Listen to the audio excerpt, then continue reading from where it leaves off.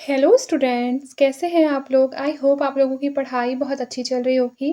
देखिए, आज का जो हमारा टॉपिक है वो है जैन और बौद्ध धर्म। तो चलिए आइए शुरू करते हैं।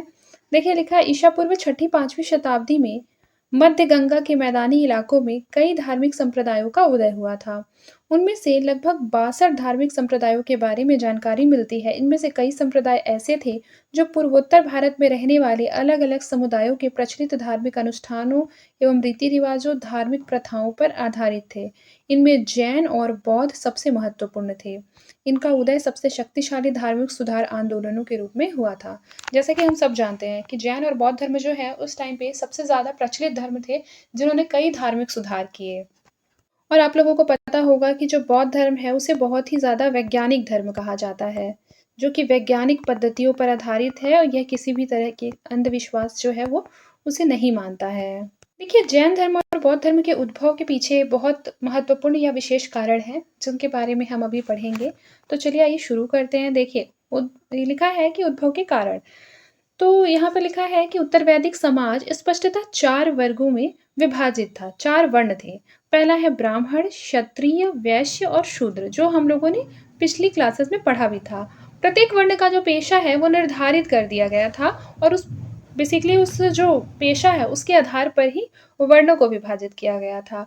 हालाँकि वर्ण जो है वो जन्म पर आधारित थे कि अगर जन्म हुआ है जिस वर्ण में, वह व्यक्ति उसी वर्ण का रहेगा। दोनों उच्च वर्णों ने कथित तथा कथित निम्न वर्णों को दरकिनार करते हुए शक्ति, प्रतिष्ठा और विशेषाधिकारों पर कब्जा कर लिया था। देखिए, बहुत जितने भी उच्च वर्ण थे उन लोगों ने क्या किया कि जो भी निम्न वर्ण के लोग हैं उन पर क्या करने का प्रयास किया, अपना अधिकार जताने का प्रयास किया, अपनी प्रतिष्ठा और शक्ति इत्यादि के आधार पर उन पर कब्जा करने का प्रयास किया। ब्राह्मण, जिनका काम पूजा कराना और शिक्षा प्रदान करना था, उसने समाज में उच्चतम दर्जे का दावा किया। उन्होंने दान उन्होंने दान, कर और सजा से मुक्ति के अलावा कई विशेषाधिकारों को अपने पास रखा।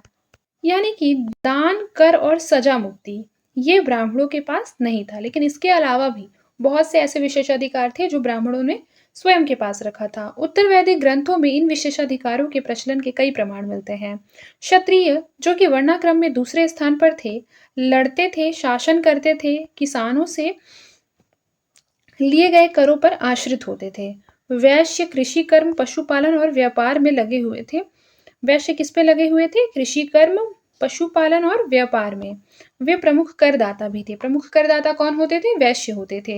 हालांकि उन्हें 2 उच्च वर्णों के साथ द्विज अर्थात 2 बार जन्म लेने की श्रेणी में रखा गया था। वैश्यों को 2 बार जन्म लेने की श्रेणी यानी द्विज में रखा गया था, जबकि जो क्षत्रिय और जो ब्राह्मण है वो लोग भी द्विज कहलाते थे। द्विज को जनेऊ और वेदों के अध्ययन का अधिकार था। द्विज को किसका किसका अधिकार था? जनेऊ धारण करने और वेदों के अध्ययन का अधिकार था। फिर देखिए, लिखा है शूद्र वर्ण का तात्पर्य 3 उच्च वर्णों की सेवा करने वालों से था और महिलाओं के साथ इन्हें भी वेद अध्ययन माना था। उत्तर वैदिक काल में वे घरेलू दास, खेतीहर दास, कारीगर और बंधुआ मजदूर की तरह काम करते थे। उन्हें क्रूर, लालची और चोर बताया जाता था। उनमें से कुछ अस्पृश्यता के शिकार थे। जिनका वर्ण जितना ऊंचा था उसका महत्व भी उतना ही था। किसी भी अपराध के लिए जिस अपराधी का वर्ण जितना निम्न था उसके लिए उतने ही कठोर दंड का प्रावधान किया गया था। फिर देखिए, लिखा है वर्ण विभाजित समाज में तनाव स्वाभाविक रूप से पैदा हुए। वैश्यों और शूद्रों की संघर्षों का कोई उल्लेख नहीं मिलता, लेकिन क्षत्रिय, जो कि शासक थे, ब्राह्मणों के धार्मिक वर्चस्व के विरुद्ध जबरदस्त प्रतिक्रिया व्यक्त करते थे। क्षत्रिय क्या करते थे? ब्राह्मणों के धार्मिक वर्चस्व के विरुद्ध प्रतिक्रिया करते थे और जन्मना वर्ण व्यवस्था की महत्ता के विरोध में आंदोलन का भी नेतृत्व करते थे कि जन्म से जो है वो वर्ण व्यवस्था नहीं होनी चाहिए। इस चीज का जो है वो विरोध भी करते थे। फिर है क्षत्रियों ने वर्ण विशेषाधिकार का दावा करने वाले ब्राह्मणों के वर्चस्व का विरोध किया। यह विरोध नए धर्मों की स्थापना के कई कारणों में से एक था। जैन धर्म की स्थापना करने वाले वर्धमान महावीर और बौद्ध धर्म की स्थापना करने वाले गौतम बुद्ध क्षत्रिय कबीले के थे। दोनों ने ब्राह्मणों के वर्चस्व को चुनौती दी थी। लेकिन याद रखिएगा कि इसके अलावा भी बहुत से ऐसे कारण थे जिन्होंने इस धर्मों के उदय को बेसिकली सहायता प्रदान की थी। जैसे देखिए लिखा है उत्तर पूर्वी भारत में इन धर्मों के उदय के असली कारण एक नई कृषि अर्थव्यवस्था का विस्तार है। पूर्वी उत्तर प्रदेश और उत्तरी एवं दक्षिणी बिहार के क्षेत्रों सहित पूर्वोत्तर भारत में लगभग 100 सेंटीमीटर बारिश होती थी। बड़े पैमाने पर इन क्षेत्रों के उपनिवेश बनने से पहले यहाँ घने जंगल थे, जिसे बिना लोहे के कुल्हाड़ी के आसानी से साफ नहीं किया जा सकता था। यद्यपि कुछ लोगों ने इन क्षेत्रों में ईसा पूर्व छठी शताब्दी से पहले रहते थे, इन्होंने हड्डी, पत्थर और तांबे के औजारों का इस्तेमाल किया। झीलों एवं नदियों के किनारे या नदियों के संगम पर इत्यादि पर एक घुमंतु जीवन जीते थे, जहां भूमि अपरदन एवं बाढ़ की संभावना बनी रहती थी। मध्य गंगा के मैदानी इलाकों में ईसा पूर्व छठी शताब्दी के अंत में बड़े पैमाने पर बस्तियों की शुरुआत हुई। यह तब हुआ जब यहाँ लोहे का इस्तेमाल शुरू हो गया। इस क्षेत्र में मिट्टी की नम प्रकृति के कारण प्रारंभिक समय के कई लोहे के उपकरण क्या हो गए, नष्ट हो गए। लेकिन ईसा पूर्व 600 से 500 ईसा पूर्व में मिली हुई परतों से अच्छी संख्या में कुल्हाड़ियां पाई गई। देखिए एक चीज याद रखिएगा कि ईसा पूर्व 500 के आसपास हम देखते हैं कि उत्तर पूर्वी भारत में बहुत सी संख्या में शहरों का उदय होने लगा। उदाहरण के लिए हम इलाहाबाद के पास कौशाम्बी, कुशीनगर, वाराणसी, वैशाली, चिरंद, पाटलिपुत्र, राजगीर और भागलपुर जिले में चंपा का नाम लिया जा सकता है। फिर है वर्धमान, महावीर और गौतम बुद्ध दोनों का संबंध जो है इन शहरों से था। इन शहरों में कई कारीगर और व्यापारी काम करते थे, जिन्होंने पहली बार सिक्कों का इस्तेमाल किया। प्राचीनतम सिक्के ईसा पूर्व 5वीं शताब्दी से संबंधित है और वे सामान्यतया पंच चिन्हित प्रकार के हैं। इनका प्रसार पहली बार पूर्वी उत्तर प्रदेश और बिहार में हुआ था। इसे नोट डाउन कर लीजिए, याद रखिएगा इसका जो प्रसार था वो पहली बार पंच चिन्हित प्रकार के सिक्कों का कहाँ हुआ था, उत्तर प्रदेश और बिहार में हुआ था। याद रखिएगा कि इन सिक्कों के इस्तेमाल से जो व्यापार वाणिज्य है वो क्या हो गया था, सुविधाजनक हो गया था। फिर जिससे कि वैश्य का जो महत्व है वो बढ़ गया था। लिखा है ब्राह्मणवादी समाज में वैश्य ब्राह्मण और क्षत्रिय के बाद तीसरे पायदान पर थे, जैसे मैंने बताया। ठीक है, ब्राह्मण, क्षत्रिय, वैश्य और शूद्र। जाहिर है कि उन्हें एक ऐसे धर्म की आवश्यकता थी जिससे उनकी स्थिति सुधरे। क्षत्रिय के अलावा वैश्य ने महावीर और गौतम बुद्ध दोनों को अपार समर्थन प्रदान किया। व्यापारियों ने जिन्हें कि क्या कहा जाता था, सेठी कहा जाता था उस टाइम पे, गौतम बुद्ध एवं उनके शिष्यों को सुंदर उपहार दिए। इसके पीछे कई कारण थे। सबसे पहला कारण था कि प्रारंभिक चरण में जैन और बौद्ध धर्म ने विद्यमान वर्ण व्यवस्था को कोई महत्व नहीं दिया था, जिससे कि उन्हें समानता मिली। दूसरा, उन्होंने अहिंसा का उपदेश दिया, जिससे कि विभिन्न राज्यों के बीच युद्ध का अंत होने के फलस्वरूप व्यापार एवं वाणिज्य को भी बढ़ावा मिला। तीसरा क्या रीजन था, ब्राह्मणवादी ग्रंथों जिसे कि धर्मसूत्र कहा जाता था ने ब्याज पर धन उधार देने और ब्याज पर जीने वाले लोगों की निंदा की। इसलिए वैश्य जो कि बढ़ते व्यापार एवं वाणिज्य के कारण पैसे उधार दे रहे थे को कम महत्व मिला, जबकि एक बेहतर सामाजिक स्थिति के लिए प्रयास कर रहे थे। और जो बौद्ध धर्म है उन्होंने क्या कर दिया, इन सबको ही समान रूप से महत्व दिया। इसीलिए जो वैश्य थे उनका आकर्षण जो है वो बौद्ध धर्म के प्रति बढ़ता जा रहा था। फिर देखिए दूसरी तरफ निजी संपत्ति के विभिन्न स्वरूपों के विरुद्ध कड़ी प्रतिक्रिया भी मिलती है। पुराने जमाने के लोगों को चांदी, तांबे, संभवतः सोने के सिक्के का उपयोग एवं संचय पसंद नहीं था। उन्हें नए घर, कपड़े, परिवहन की आरामदायक व्यवस्था, युद्ध और हिंसा इत्यादि पसंद नहीं थे। संपत्ति के नए रूपों ने सामाजिक असमानताएं पैदा कर दी थी, जो सामान्य लोगों के लिए दुख और पीड़ा का कारण बनी थी। इसलिए आम लोग पुराने जीवन शैली, संपत्ति के रूपों एवं नई जीवन शैली से मुक्त एक आदर्श स्थिति पर लौट जाना चाहते थे। जैन और बौद्ध दोनों धर्मों ने सरल, शुद्ध और संयमित जीवन जीने का प्रयास किया।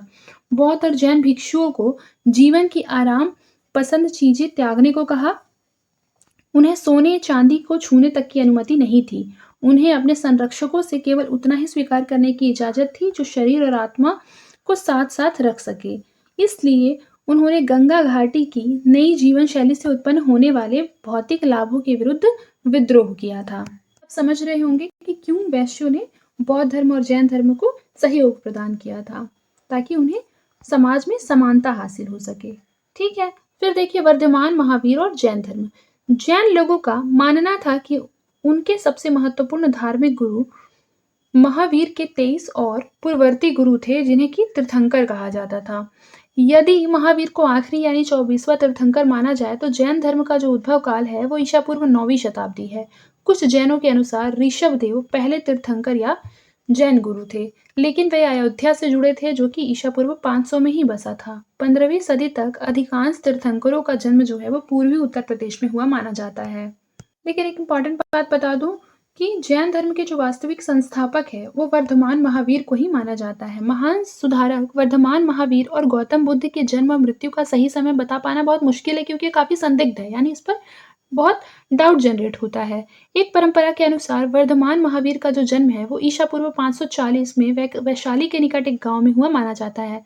कहाँ पर हुआ था? वैशाली, जो कि उत्तर बिहार के वैशाली जिले के बसड़ के साथ लगा हुआ था। उनके पिता सिद्धार्थ, वर्धमान महावीर के जो पिता थे उनका नाम क्या था? सिद्धार्थ नाम था। सिद्धार्थ क्या थे? एक प्रसिद्ध क्षत्रिय कबीले के प्रमुख थे और उनकी मां त्रिशला लिच्छवी शासक चेतक की बहन थी, जिनकी बेटी की जो शादी थी वो बिंबिसार से हुई थी। इस प्रकार महावीर का परिवार जो है वो मगध के शाही परिवार से जुड़ा हुआ था और इन शाही संबंधों ने उनके उद्देश्य की पूर्ति के लिए राजकुमारों एवं कुलीनों से संपर्क करना आसान बना दिया था। देखिए लिखा है, प्रारंभ में महावीर ने गृहस्थ जीवन बिताया, लेकिन सच की तलाश में वो 30 साल की आयु में सांसारिक दुनिया छोड़कर सन्यासी बन गए। 12 वर्षों तक जगह जगह घूमते रहे, किसी एक गांव में 1 दिन से अधिक और किसी एक शहर में 5 दिन से अधिक नहीं ठहरे। कहा जाता है कि 12 वर्ष की अपनी लंबी यात्रा के दौरान उन्होंने कभी कपड़े नहीं बदले। सर्वज्ञता यानी कैवल्य प्राप्ति के बाद 42 वर्ष की आयु में उन्होंने अपने शरीर के वस्त्र को पूरी तरह से त्याग दिया। कैवल्य के माध्यम से उन्होंने अपने अवसाद एवं प्रसन्नता पर विजय प्राप्त कर ली। इस विजय के कारण उन्हें महावीर या महानायक या जिना कहा जाता था, जिसका अर्थ होता है विजेता। और उनके जो अनुयायी थे उन्हें क्या कहा जाता है? जैन कहा जाता है। लिखा है कि उन्होंने अपने धर्म को क्या किया? 30 साल तक प्रचारित किया और अपने उद्देश्य की पूर्ति हेतु वे कौशल, मगध, मिथिला, चंपा और अन्य जगहों पर गए। फिर ईसा पूर्व 468 में 72 वर्ष की आयु में आधुनिक राजगीर के निकट पावापुरी नामक स्थान पर उनका निधन हो गया। ये एमसीक्यूज में पूछा भी जाता है कई बार प्रीलिम्स में। अब देखिए जैन धर्म के सिद्धांत। तो देखिए जैन धर्म के 5 सिद्धांत बताए गए हैं। पहला तो ये है कि हिंसा मत करो, दूसरा है झूठ मत बोलो, तीसरा क्या है? चोरी मत करो, संचय मत करो। जो बोलते हैं ना किसी भी चीज का हम संचय कर लेते हैं, जिसे जमाखोरी भी आप कह सकते हैं टूटी फूटी भाषा में। जैसे बहुत लोग देखिएगा धन का संचय कर लेते हैं, तो इस तरीके का संचय इसमें बोला गया है जैन धर्म में नहीं करने के लिए। फिर है इंद्रिय निग्रह, यानी कि ब्रह्मचर्य का पालन करो। कहा जाता है कि महावीर ने केवल 5वां सिद्धांत जोड़ा था और अन्य 4 उन्होंने पूर्ववर्ती गुरुओं से ही लिया था। याद रखिए 5वां जो है ना ब्रह्मचर्य का सिद्धांत, वह महावीर ने जोड़ा था। देखिए लिखा है, जैन धर्म ने अहिंसा एवं जीवित प्राणियों को घायल न करने पर बल दिया। इसके परिणाम कभी कभी बुरे हुए, क्योंकि कुछ जैन राजाओं ने जानवरों की हत्या के दोषी व्यक्तियों को मृत्यु दंड दे दिया था। फिर देखिए लिखा, हालांकि महावीर के पूर्ववर्ती पार्श्वनाथ ने अपने अनुयायियों से अपने शरीर रूपी और निचले हिस्से को ढकने के लिए कहा था। महावीर ने उन्हें पूरी तरीके से त्यागने को कहा। इसका अर्थ है कि महावीर ने अपने अनुयायियों को अधिक सादा जीवन जीने को कहा। इसलिए बाद में जो समय आया उसमें जैन धर्म 2 संप्रदायों में विभाजित हो गया, जिसे कि श्वेतांबर और दिगंबर कहते हैं। दिगंबर जो कि नग्न रहते थे, श्वेतांबर जो कि सफेद वस्त्र पहनते थे। जैन धर्म ने देवताओं के अस्तित्व को मान्यता दी, किंतु उनका जो स्थान है वो जिना से कमतर आंका गया है। बौद्ध धर्म की तरह उसने वर्ण व्यवस्था की निंदा नहीं की। महावीर के अनुसार एक व्यक्ति जो अपने पूर्व जन्मों के पापों या पुण्यों के फलस्वरूप निम्न वर्णों या ऊंचे वर्णों में जन्म लेता है, लेकिन ये इस चीज को बौद्ध धर्म के लोग नहीं मानते हैं। लेकिन जैन धर्म में ऐसा होता है कि जैन धर्म के लोग जो है वो पुनर्जन्म पर यकीन करते हैं, पुनर्जन्म के कर्मों पर भी यकीन करते हैं, जबकि बौद्ध धर्म के लोग नहीं करते हैं। ये इसमें एक मेन डिफरेंस है। देखिए लिखा है कि चांडाल में भी महावीर मनुष्योचित गुण तलाशते हैं। उनके अनुसार शुद्ध और योग्यतापूर्ण जीवन के माध्यम से निम्न जातियों के लोग मुक्ति पा सकते हैं। जैन धर्म का मुख्य उद्देश्य सांसारिक बंधनों से स्वतंत्रता प्राप्त करना है। वैसे मुक्ति के लिए कोई अनुष्ठान आवश्यक नहीं है, यह सही ज्ञान, सही विश्वास और सही अमल के माध्यम से प्राप्त किया जा सकता है। ये जैन धर्म के 3 गहने यात्री रत्न माने जाते हैं: सही ज्ञान, सही विश्वास और सही अमल। फिर जैन धर्म ने अपने अनुयायियों को युद्ध, यहाँ तक कि कृषि कार्य करने से भी रोका है, क्योंकि दोनों में ही जीवित प्राणियों की हत्या हो जाती है। अंततः जैनों ने स्वयं को मुख्यतः वाणिज्य और व्यापारिक गतिविधियों तक सीमित कर लिया। और आप लोगों ने देखा भी होगा आजकल जितने भी जैन लोग हैं, वो जनरली क्या करते हैं, बिज़नेस ही करते हैं और काफ़ी ज़्यादा एक तरीके से बोला जाए बहुत ही रिच होते हैं।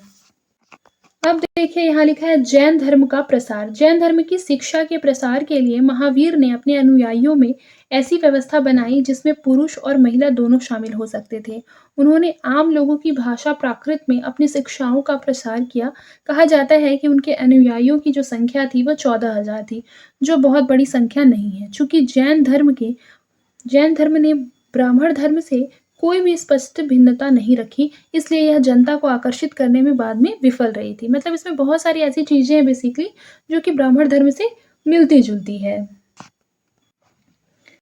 इसके बावजूद जैन धर्म धीरे-धीरे दक्षिण एवं पश्चिम भारत में फैला, जहाँ ब्राह्मणवाद कमजोर था। उत्तरवर्ती परंपरा के अनुसार कर्नाटक में जैन धर्म के प्रसार का जो श्रेय है, वो चंद्रगुप्त मौर्य को जाता है। आप लोगों ने पता होगा कि जो चंद्रगुप्त मौर्य थे, उन्होंने बेसिकली अपने अंतिम क्षणों में क्या किया था, जैन धर्म को ग्रहण कर लिया था और उसका पालन किया था। और ये जो थे चंद्रगुप्त मौर्य, वह संलेखना की पद्धति से अपना उन्होंने देह त्याग किया था। संलेखना पद्धति क्या होती है आप लोग जानते हैं?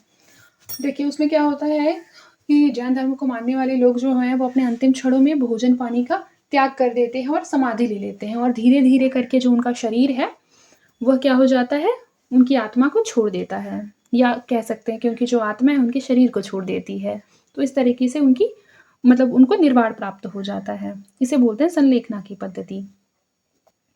लिखा है चंद्रगुप्त मौर्य ने जैन धर्म अपना लिया था। अपना सिंहासन छोड़कर कर्नाटक में अपने जीवन के आखिरी वर्ष जैन सन्यासी के रूप में बिताया, लेकिन इस परंपरा की पुष्टि अन्य स्रोत से नहीं हुई है। देखिए यहाँ पर एक इम्पॉर्टेंट फैक्ट है, लिखा है परवर्ती शताब्दियों में विशेष रूप से 5वीं शताब्दी के बाद कई जैन मठों की स्थापना हुई थी, जिसे कि बसादीस कहते हैं। बसादीस का मतलब होता है जैन मठ। फिर है कर्नाटक में इनका पर्याप्त विकास हुआ है। वहीं के राजाओं के समर्थन एवं उनके द्वारा दी गई जमीनों पर इसकी स्थापना हुई थी। देखिए अब हम लोग पढ़ेंगे जैन धर्म का योगदान। जैन धर्म ने वर्ण व्यवस्था एवं आनुष्ठानिक वैदिक धर्म की बुराइयों को कम करने का पहला गंभीर प्रयास किया। प्रारंभिक जैनों ने ब्राह्मणों द्वारा संरक्षण प्राप्त कर संस्कृत भाषा को त्याग दिया। उन्होंने अपने सिद्धांतों के प्रचार के लिए सामान्य लोगों की भाषा प्राकृत को अपनाया था। आपको पता होना चाहिए जैनों की जो भाषा है वो प्राकृत है। ये मैंने आपको बहुत बार पढ़ाया है। और बौद्धों की जो भाषा थी वह कौन सी थी? पाली। इसको अच्छी तरह से याद रखिएगा। देखिए लिखा है जैनों द्वारा प्राकृत अपनाने से इस भाषा एवं साहित्य का भी विकास होने लगा था। उस टाइम पे प्राकृत से कई क्षेत्रीय भाषाओं का विकास हुआ, विशेषकर सौरसेनी, जिससे मराठी भाषा विकसित हुई है। जैनों ने अपभ्रंश में सबसे महत्वपूर्ण काम किए, इससे पहले व्याकरण की रचना की। फिर है जैन साहित्य में महाकाव्य, पुराण, उपन्यास और नाटक शामिल है। जैन के जो लेखक है उनका एक बड़ा प्रतिशत अभी भी पांडुलिपि के रूप में है, जिसका अभी तक प्रकाशन नहीं हो पाया है। ये गुजरात और राजस्थान के जैन मंदिरों में पाए जाते हैं। लिखा है प्रारंभ में बौद्धों की तरह जैन प्रतिमा पूजक नहीं थे। बाद में वे महावीर और 23 तीर्थंकरों की पूजा करने लगे। इस उद्देश्य से पत्थरों की खूबसूरत और बड़ी मूर्तियां निर्मित हुई। कर्नाटक, गुजरात, राजस्थान, मध्य प्रदेश में खास तौर पर। प्राचीन काल में जैन कला अपने समकक्षी बौद्ध कला के समृद्ध नहीं थी, लेकिन मध्ययुगीन काल में वास्तुकला में जैन धर्म ने पर्याप्त योगदान दिया था। अब देखिए गौतम बुद्ध एवं बौद्ध धर्म। देखिए लिखा है गौतम बुद्ध या सिद्धार्थ। आपको पता होना चाहिए गौतम बुद्ध का जो नाम था वो सिद्धार्थ था। बाद में ये गौतम बुद्ध बने ज्ञान प्राप्ति के पश्चात। इसमें लिखा है कि गौतम बुद्ध या सिद्धार्थ महावीर के समकालीन थे। परंपरा के अनुसार उनका जो जन्म था वो ईसा पूर्व 567 में कपिलवस्तु के पास नेपाल के लुम्बिनी में शाक्य क्षत्रिय परिवार में हुआ था। इनका जो जन्म हुआ था वो शाक्य कुल में हुआ था, जिसे बस्ती जिले के पिपरहवा नाम से पहचाना जाता है। नेपाल में जो तराई है उसके करीब यह स्थान मौजूद है। गौतम के पिता कपिलवस्तु के चुने हुए शासक थे। उन्होंने शाक्य गणतांत्रिक कबीले का नेतृत्व किया। उनकी जो माँ है वो कौशल राजवंश की राजकुमारी थी। इस प्रकार महावीर की तरह गौतम भी एक महान परिवार के थे। एक गणतांत्रिक कबीले में जन्म होने के कारण उन्हें समानतावादी विचार विरासत में ही मिला था। लिखा है कि बचपन से ही गौतम जो थे वो चिंतनशील स्वभाव के थे। एक होता है, आप लोगों ने देखा होगा बहुत से बच्चों में क्या होता है ना, चिंतनशील स्वभाव होता है और बहुत से बच्चे काफ़ी बहुत रिलैक्स्ड और चिल मोड में रहते हैं। जैसे कि कुछ लोग बहुत ज़्यादा चिंतन करते हैं, ऑब्जर्व करते हैं चीज़ों का अवलोकन करते हैं, लेकिन कुछ बच्चे उस पर ध्यान नहीं देते। तो यह बेसिकली एक स्वभाव होता है बचपन का। तो जो बचपन से ही थे गौतम बुद्ध, वो काफ़ी किसी भी टॉपिक पे बहुत चिंतन करते थे, अपने दिमाग में बहुत ज़्यादा सोचते थे। उनका विवाह जल्दी हो गया था, लेकिन विवाहित जीवन में उन्हें कोई दिलचस्पी नहीं थी। वे दुनिया के लोगों की पीड़ा को देखकर पीड़ित थे, जिसका वे हल चाहते थे। आप लोगों को पता होगा कि इनके जो बचपन की बात है गौतम बुद्ध के, उनको किसी भी ऋषि ने कह दिया था जब वो पैदा हुए थे तुरंत-तुरंत, तो उनके पिता को कह दिए थे एक ऋषि कि आपका जो बेटा है वो राजा नहीं बनेगा, वो एक सन्यासी बनेगा। तो उन्होंने उस मुनि की बात को गलत करने के लिए जो सिद्धार्थ के जो पिता थे, गौतम बुद्ध के जो पिता थे, उस ऋषि मुनि की जो बात है उसको गलत करने के लिए उन्होंने क्या किया, इनको बहुत ज़्यादा बोला जाए तो नाचों से पाला, बहुत ज़्यादा ऐसी मतलब कि बाहरी चीज़ों से काफ़ी ज़्यादा दूर रखा। जो बोलते हैं ना मोह माया से, इन्हें बहुत ज़्यादा बाहर की दुनिया से दूर रखा। उन्हें केवल और केवल वही चीज़ें दिखाई गई जो दुनिया में खुशी देती है, आनंदित बेसिकली आनंद प्रदान करते हैं, वैसी चीज़ों को दिखाया। लेकिन फिर भी क्या हो गई, इनकी जो रुचि थी, तो वह इन सब कार्यों में नहीं थी। उनकी जो रुचि थी, वह बेसिकली चिंतन करने में, संन्यास लेने में ही थी। एक बोलते हैं ना सत्य की खोज पर निकलने की थी। तो यही सब डर से इनके जो पिता थे, इनकी जो विवाह है, वो यशोधरा से करवा देते हैं लगभग 16 वर्ष की आयु में। तो इसीलिए लिखा है कि इसका जो विवाह है वो जल्दी हो गया था, लेकिन बाद में जब इनका पुत्र हुआ राहुल, तो वह उन्हें और यशोधरा दोनों को छोड़कर चले गए थे ज्ञान प्राप्ति के लिए। क्योंकि उन्हें बेसिकली लोगों को दुःख को देखकर बहुत ज़्यादा दर्द होता था। वो बहुत ज़्यादा सोचते थे, चिंतन करते थे कि मैं ऐसा क्या कर सकता हूँ कि मैं इनके दुःखों को दूर कर दूँ। तो चलिए अब आगे पढ़ते हैं। देखिए लिखा है महावीर की तरह उन्होंने 29 वर्ष की आयु में घर छोड़ दिया, 7 वर्षों तक जगह-जगह भटकते रहे, फिर 35 वर्ष की आयु में बोध गया में पीपल के पेड़ के नीचे उन्हें ज्ञान प्राप्त हुआ।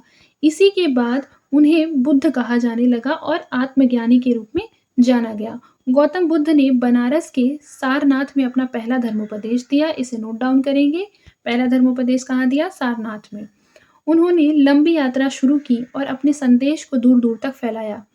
उनका शरीर बहुत मजबूत था, वे प्रतिदिन 20 से 30 किलोमीटर तक चलते थे। वे 40 वर्षों तक लगातार भटकते रहे, उपदेश देते रहे, चिंतन करते रहे। केवल वर्षा ऋतु में वे आराम करते थे। चूँकि जो गौतम बुद्ध थे, वो अंधविश्वासों से कोसों दूर रहते थे, तो कई ब्राह्मणों ने क्या किया कि गौतम बुद्ध का कट्टर विरोध किया। जैसे कि बेसिकली बोला जाए, जो गौतम बुद्ध थे, उन्होंने बहुत से बहस में जो धर्म पर विवाद होता है ना, धर्म विवाद पर, उसमें उन्हें पराजित किया। फिर है उनकी प्रचारक गतिविधियां अमीर-गरीब, उच्च-नीच और पुरुष-महिला के बीच भेदभाव नहीं करती थी। कुशीनगर नामक स्थान पर 80 वर्ष की आयु में ईसा पूर्व 487 में गौतम बुद्ध का निधन हुआ, जो पूर्वी उत्तर प्रदेश के देवरिया जिले में कसिया नामक गांव के रूप में जाना जाता है। हालांकि वर्तमान महावीर की तरह ईसा पूर्व 6ठी शताब्दी में गौतम बुद्ध के अस्तित्व का पुरातात्विक साक्ष्य नहीं मिलता है। बुद्ध ने कौशाम्बी, श्रावस्ती, वाराणसी और वैशाली और राजगढ़ जिन शहरों का दौरा किया था ईसा पूर्व 5वीं शताब्दी तक से, इनमें से कोई भी शहर चरित्र वाले स्थान नहीं बन पाए थे। यानी कि बेसिकली बोला जाए पुरातात्विक साक्ष्य ना तो जैन धर्म का है और ना ही बौद्ध धर्म का है, इस बुक के हिसाब से ऐसा कहा जा रहा है। बाकी सारे धर्म के लोग अपने-अपने धर्म को श्रेष्ठ बताने के लिए और अपने-अपने धर्म के बेसिकली अपने-अपने धर्म को बोलते हैं ना कि सुदृढ़ रूप प्रदान करने के लिए वे कहीं न कहीं से बहुत से तर्क जोड़ लेते हैं। सिर्फ़ और सिर्फ़ बौद्ध और जैन धर्म की बातें नहीं हैं, ये सनातन धर्म में भी होता है, इस्लाम में भी होता है, ईसाई वाले धर्म में भी होता है। आप सिख लोगों को भी ले लीजिए, सारे धर्म की बात है यहाँ पर। वो कहीं न कहीं कोई न कोई तर्क जोड़ लेते हैं। इसलिए हमें इस केवल और केवल एग्ज़ाम के दृष्टिकोण से इसे पढ़ना है, ठीक है? ताकि हम एग्ज़ाम में अच्छा आंसर लिख सकें। देखिए यहाँ पर लिखा है बौद्ध धर्म के सिद्धांत। बुद्ध एक व्यावहारिक सुधारक थे, जिन्होंने उस काल की वास्तविकताओं का ख्याल रखा। उन्होंने खुद को आत्मा एवं परमात्मा के निरर्थक विवाद में शामिल नहीं किया, जो उन दिनों ज्वलंत मुद्दा था। फिर है लिखा है कि बल्कि वे सांसारिक समस्याओं से जूझते थे। उन्होंने कहा कि दुनिया दुख से भरी है और इच्छा ही लोगों के दुख का कारण है। अगर इच्छाओं पर विजय प्राप्त कर लिया जाए तो निर्वाण प्राप्त होता है, यानी मनुष्य जन्म और मृत्यु के चक्र से मुक्त हो जाता है। बेसिकली क्या है सबसे इम्पोर्टेंट चीज़ दुख के लिए? इच्छा। किसी भी चीज़ को अगर पाने की इच्छा हो और अगर वो ना मिले तो क्या हो जाता है? बहुत ज़्यादा दुःख की प्राप्ति होती है और वही दुःख क्या होता है? मनुष्य को जीवन भर होने लगता है, जिस वज़ह से मनुष्य का जीवन जो होता है वो जीते जी नर्क के समान हो जाता है। तो इच्छा ही क्या है? सभी दुखों का कारण है। देखिए लिखा है गौतम बुद्ध ने मानव दुख के उन्मूलन के लिए 8 गुणों वाले मार्ग यानी अष्टांगिक मार्ग के बारे में बताया। ईसा पूर्व तीसरी शताब्दी के ग्रंथ में इसका जो श्रेय है वो गौतम बुद्ध को दिया जाता है। इसमें सही अवलोकन, सही निर्धारण, सही भाषण, सही अमल, सही आजीविका, सही प्रयास, सही जागरूकता और सही चिंता शामिल है। यदि कोई व्यक्ति इन 8 गुणों वाले मार्ग का अनुसरण करता है तो वह स्वयं पुरोहितों के चंगुल से मुक्त हो जाएगा, अपने गंतव्य स्थान तक पहुंच जाएगा। लिखा है कि गौतम ने बताया कि एक व्यक्ति को विलासिता और सादगी दोनों के अति से बचना चाहिए। उन्होंने मध्य मार्ग को अपनाने की सलाह दी, जो कि आज भी आप देखें तो बहुत ज़्यादा प्रासंगिक है। व्यक्ति को ना तो बहुत ज़्यादा हठी होना चाहिए और ना बहुत ज़्यादा बोला जाए कि अपने आप को बहुत लचीला भी नहीं करना चाहिए। मतलब व्यक्ति जो है बेसिकली एक मीडियम मार्ग पर चले तो क्या होगी, उसे हर मार्ग में सफलता मिलेगी। ना ज़्यादा विलासिता हो, ना ज़्यादा सादगी हो। लिखा है कि बुद्ध ने भी अपने अनुयायियों के लिए जैन गुरुओं के समान आचरण की संहिता बताई। इसके मुख्य सिद्धांत है हिंसा मत करो, दूसरों की संपत्ति का लालच मत करो, नशीले पदार्थों का सेवन मत करो, झूठ मत बोलो, यौन दुराचार व्यभिचार में शामिल मत हो। वस्तुतः सामाजिक आचरण के लिए सभी धर्मों में ये शिक्षाएं जो है वो आम है। सभी धर्म के लोग जो होते हैं वो ये चीज की सलाह देते हैं। लेकिन वही बात है, सलाह और अमल करने में एक तरीके से कहा जाता है ज़मीन और आसमान का फ़र्क होता है। अब आप लोग ही इस बात को स्वयं से पूछ सकते हैं या अपने आस-पास देख सकते हैं कि किन-किन धर्मों के लोग किस तरीके से अपने धर्म का जो है वो पालन करते हैं या फिर उनके जो आचरण बताए गए हैं सभी धर्मों में, एक धर्म की बात नहीं कर रही हूँ। सभी धर्मों में आपने देखा होगा किस तरीके से वो लोग आचरण करते हैं और अमल करते हैं। किताबी बातें किताबी तक रहने देते हैं, लोग बोलते कुछ और है, करते कुछ और है। वो कहते हैं ना कि हाथी के दाँत दिखाने के कुछ और है और खाने के कुछ और हैं। तो ये आजकल का यही फंडा है। हम लोग आगे बढ़ते हैं अब। देखिए बौद्ध धर्म की विशेषताएँ एवं उनके प्रसार के कारण। ईश्वर और आत्मा के अस्तित्व को बौद्ध धर्म नहीं मानते हैं। ये मैंने आपको बताया कि जो बौद्ध धर्म है, वो ईश्वर और आत्मा दोनों के अस्तित्व को नहीं मानते हैं। यानी कि बौद्ध धर्म ये नहीं मानता बेसिकली, बौद्ध धर्म जो है ना, वो जैसे हम लोग वो बोलते हैं ना जीव की उत्पत्ति पर बिलीव करते हैं, जीव के जन्म पर नहीं। लिखा है कि भारतीय धर्मों के इतिहास में से एक तरह से क्रांति के रूप में देखा जा सकता है। प्रारंभिक बौद्ध दार्शनिक चर्चा में नहीं उलझते थे, आम लोगों से अपील करते थे, विशेष रूप से निम्न स्तरीय लोगों का समर्थन करते थे। देखिए बौद्ध धर्म इसलिए फेमस हुआ था क्योंकि बेसिकली क्या है ना कि ये वर्ण व्यवस्था पर हमला करता था, यानी वार करता था। वर्ण व्यवस्था के जो बौद्ध धर्म है वो बहुत खिलाफ थे, सभी को समान दृष्टि से देखते थे।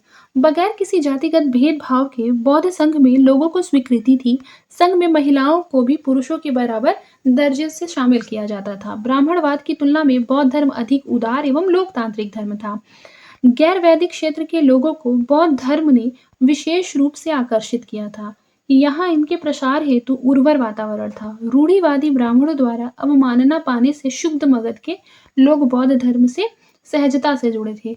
मगध क्षेत्र आधुनिक उत्तर तक फैले आर्यों की पवित्र भूमि आर्यवर्त की सीमा से बाहर था। पुरानी परंपरा आज भी बरकरार है। उत्तर बिहार के लोग गंगा के दक्षिण मगध में अंतिम संस्कार करना पसंद नहीं करते थे। फिर देखिए बौद्ध धर्म के प्रसार में बुद्ध का व्यक्तित्व एवं उनकी यह प्रविधि मददगार साबित हुई। उन्होंने बुराई को भलाई से और नफरत को प्यार से जीतने को कहा, बदनामी और गालियों से उत्तेजित होने से मना किया। उन्होंने कठिन परिस्थितियों में अपना संतुलन बनाए रखा, अपनी वाक्पटुता और प्रत्युन्नति से अपने विरोधियों का वे सामना करते थे। कहा जाता है कि एक बार किसी अज्ञानी व्यक्ति ने उन्हें गाली दी। बुद्ध चुपचाप उनकी बातें सुनते रहे। जब गाली देना बंद किया तब बुद्ध ने पूछा, बंधु अगर कोई व्यक्ति किसी का उपहार स्वीकार न करे तो उसका क्या होगा? उस विरोधी ने जवाब दिया, वह व्यक्ति के पास ही रह जाएगा जो देना चाहता है। बुद्ध ने फिर कहा, बंधु मैं आपकी ये गालियां को अस्वीकृत करता हूँ। यानी बुद्ध का बेसिकली जो बोलते हैं ना जवाब देने का जो तरीका था वो बहुत ही ज़्यादा सहज और सरल था, बहुत उदार था। लेकिन एक तरह से बोला जाए तो उनका जो जवाब था वो बिल्कुल हाजिर जवाब था, वो बहुत अच्छे जवाब देते थे, तर्कपूर्ण जवाब देते थे। फिर देखिए लिखा है बौद्ध धर्म के प्रचार प्रसार में ईसा पूर्व 500 के आसपास शुरू हुई भाषा पाली ने एक बड़ा बोलते हैं ना इम्पोर्टेंट रोल दिया। लिखा है कि इससे आम लोगों के बीच बौद्ध सिद्धांतों के प्रसार में मदद मिली। संघ या धार्मिक व्यवस्था का संगठन बौद्ध मतलब जो गौतम बुद्ध है उन्होंने भी किया था, जिसके दरवाजे जो है प्रत्येक जाति, पंथ और लिंग के लिए खुले हुए थे। हालांकि दास, सैनिक और कर्जदार इसमें भर्ती नहीं हो सकते थे। भिक्षु को संघ के नियमों एवं कानूनों का पालन जो है वो ईमानदारी से करना बहुत ज़रूरी था। एक बार उन्हें बौद्ध संघ के सदस्यों के रूप में शामिल कर लिया गया तो उन्हें संयम और भिक्षाटन एवं विश्वास का शपथ लेना पड़ता था। अच्छा, एक बात बताइए कि सैनिक को उसमें शामिल क्यों नहीं किया जाता था, बताइए? बौद्ध धर्म को मतलब जो बौद्ध धर्म है उसमें सैनिकों को शामिल करने से क्यों मना किया था? इसका जो रीज़न है आप मुझे कमेंट बॉक्स में बताएंगे। देखिए लिखा है इस प्रकार, बौद्ध धर्म में 3 प्रमुख तत्व हैं, बुद्ध, धम्म और संघ। संघ के तत्वावधान में संगठित प्रचार के परिणाम स्वरूप बौद्ध धर्म ने बुद्ध के जीवन काल के दौरान ही तेजी से प्रगति की। मगध, कौशल और कौशाम्बी के साम्राज्य और कई गणतांत्रिक राज्यों एवं उनके लोगों ने इस धर्म को अपनाया था। फिर देखिए, बुद्ध की मृत्यु के 200 साल बाद प्रसिद्ध मौर्य राजा अशोक ने बौद्ध धर्म को अपनाया। यह एक युगांतकारी घटना थी। अपने प्रचारकों के माध्यम से अशोक ने बौद्ध धर्म को मध्य एशिया, पश्चिम एशिया और श्रीलंका में प्रसारित किया और इस प्रकार इसे एक विश्व धर्म में बदल दिया। देखिए, आज भी श्रीलंका, बर्मा यानी म्यांमार और तिब्बत, चीन और जापान के कुछ हिस्सों में बौद्ध धर्म है। यद्यपि बौद्ध धर्म अपनी जन्मभूमि से ही गायब हो गया, यह दक्षिण एशिया, दक्षिण-पूर्व एशिया और पूर्वी एशिया के देशों में आज भी बना हुआ है। देखिए, अब हम लोग पढ़ेंगे बौद्ध धर्म के पतन का कारण। तो 12वीं शताब्दी तक बौद्ध धर्म भारत से लगभग विलुप्त हो गया। 11वीं शताब्दी तक यह बिहार और बंगाल में परिवर्तित रूप में था, लेकिन उसके बाद बौद्ध धर्म लगभग पूरी तरीके से भारत से गायब हो गया। यह कैसे हुआ? हम पाते हैं कि शुरुआत में प्रत्येक धर्म सुधार की भावना से प्रेरित होता है, लेकिन अंततः यह उसी रीति रिवाजों और समारोहों का हिस्सा हो जाता है जिससे यह जूझ रहा होता है। बौद्ध धर्म में इसी प्रकार का जो बदलाव है वो आने लगा था। यह ब्राह्मणवाद की बुराई का शिकार बन गया, जिससे मतलब जिसके विरुद्ध उसने यह संघर्ष शुरू किया था वह उसी में लिप्त हो गया। बौद्धों की चुनौती के अनुरूप ब्राह्मणों ने अपने धर्म में सुधार किया। उन्होंने पशुधन की रक्षा की आवश्यकता पर बल दिया, महिलाओं और शूद्रों को स्वर्ग में प्रवेश का आश्वासन दिया। दूसरी ओर बौद्ध धर्म बदतर होता चला गया। बौद्ध भिक्षु क्रमशः लोगों के जीवन की मुख्य धारा से कट गए। उन्होंने लोगों की भाषा पाली को छोड़ दिया और बुद्धिजीवियों की भाषा संस्कृत को अपना लिया। लिखा, पहली शताब्दी के बाद वे बड़े पैमाने पर मूर्ति पूजा करने लगे और भक्तों से कई प्रसाद लेने लगे। बौद्ध मठों के लिए उदार राजशाही द्वारा प्रदत्त समृद्ध प्रसाद ने भिक्षुओं के जीवन को आसान बना दिया। नालंदा जैसे कुछ मठों ने 200 से अधिक गांवों से राजस्व एकत्र किया। 7वीं शताब्दी तक बौद्ध मठों में आराम पसंद लोगों का वर्चस्व बढ़ा और वे गौतम बुद्ध द्वारा प्रतिबंधित भ्रष्ट प्रथाओं के केंद्र बन गए। बौद्ध धर्म का नया रूप वज्रयान के रूप में जाना जाता है। मठों के बढ़ते हुए अपार धन एवं यौगिक गतिविधियों से यह पतन की ओर चला गया। महिला को बौद्ध काम लोलुप दृष्टि से देखने लगे। कहा जाता है कि बुद्ध ने अपने प्रिय शिष्य आनंद से कहा था, मठों में महिलाओं को भर्ती न किया जाता तो बौद्ध धर्म 1000 साल तक जारी रहता, लेकिन चूंकि उसे प्रवेश दिया गया इसलिए यह केवल 500 साल में खत्म हो जाएगा। देखिए लिखा है, कहते हैं कि ब्राह्मण शासक पुष्यमित्र शुंग ने बौद्धों का सज्जन संहार किया था। 6ठी-7वीं शताब्दियों में उत्पीड़न की कई घटनाएं शामिल थी। लिखा है, शिव के परम भक्त हूण राजा मिहिरकुल ने सैकड़ों बौद्धों को मार डाला था। गौड़ा के शैव शशांक ने बोध गया में बोधि वृक्ष काट दिया था। फिर है लिखा है कि जहां बुद्ध ने आत्मज्ञान प्राप्त किया था। ह्वेन सांग बताते हैं कि 1600 स्तूप और अनेक मठों को नष्ट कर दिया गया और हजारों भिक्षु एवं अनुयायियों की हत्या कर दी गई। ये सब बिना किसी तथ्य के नहीं हो सकते। बौद्ध प्रतिक्रियाओं को बौद्ध मंदिरों में देखा जा सकता है, जिसमें कि बौद्ध ब्राह्मणवादी हिंदू देवताओं के ऊपर वर्चस्व दिखाया गया है। फिर उसके बाद लिखा है कि दक्षिण भारत में शैव और वैष्णव ने शुरुआती मध्ययुगीन काल में जैनों और बौद्धों का कड़ा विरोध किया। इन संघर्षों से क्या हुआ, बौद्ध धर्म बहुत कमजोर होने लगा और अपार धन के कारण ये मठ तुर्की आक्रमणकारियों की नजर में आए और लालची आक्रमणकारियों ने इसे निशाना बनाया। तुर्कों ने बिहार में बड़ी संख्या में बौद्ध भिक्षुओं का क्या कर दिया, विनाश कर दिया, उन्हें नष्ट कर डाला। अब देखिए बौद्ध धर्म का महत्व एवं उसके प्रभाव। एक संगठित धर्म के रूप में लुप्त होने के बावजूद बौद्ध धर्म ने भारतीय समाज एवं अर्थव्यवस्था पर अपना प्रभाव छोड़ा। ईसा पूर्व 500 के आसपास बौद्धों ने उत्तर पश्चिम के लोगों की समस्याओं के बारे में गहरी जागरूकता दिखाई। लोहे के हल से की जाने वाली खेती, व्यापार, सिक्कों के इस्तेमाल से व्यापारीगण और रईस लोग धन इकट्ठा करने में सक्षम हुए।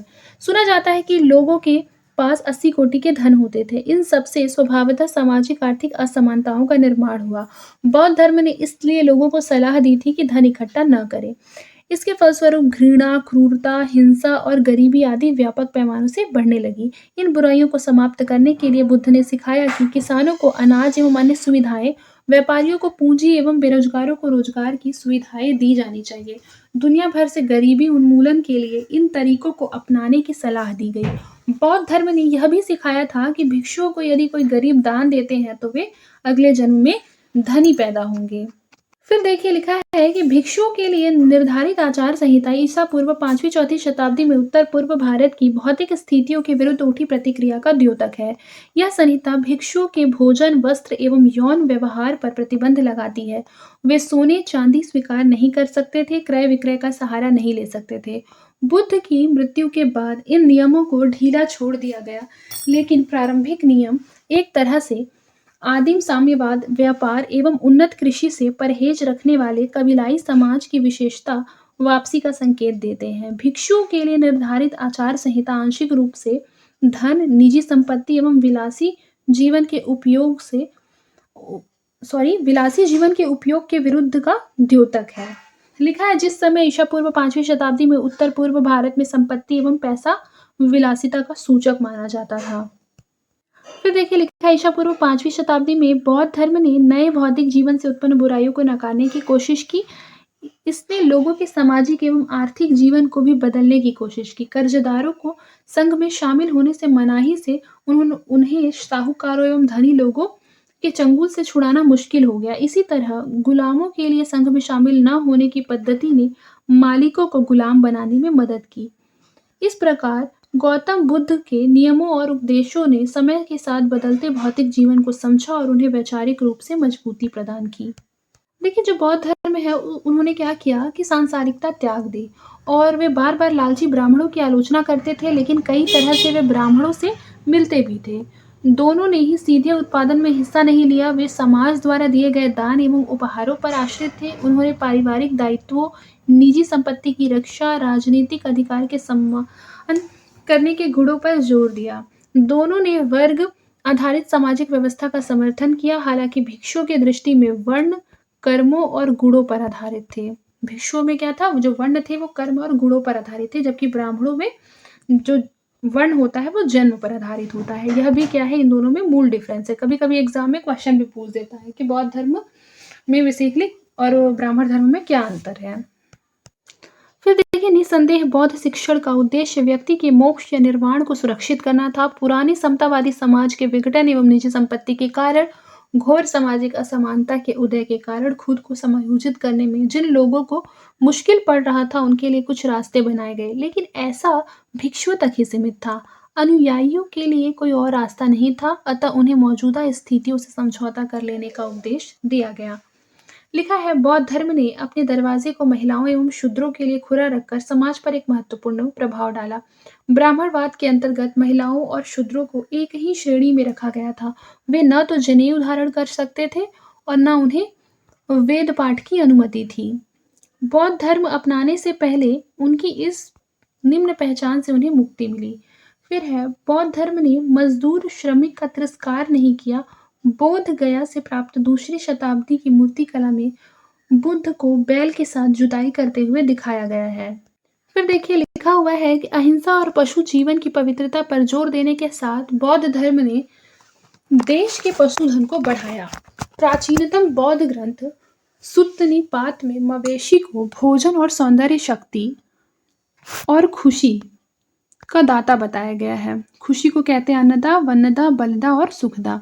फिर है और इसलिए उनकी सुरक्षा का आग्रह किया गया है।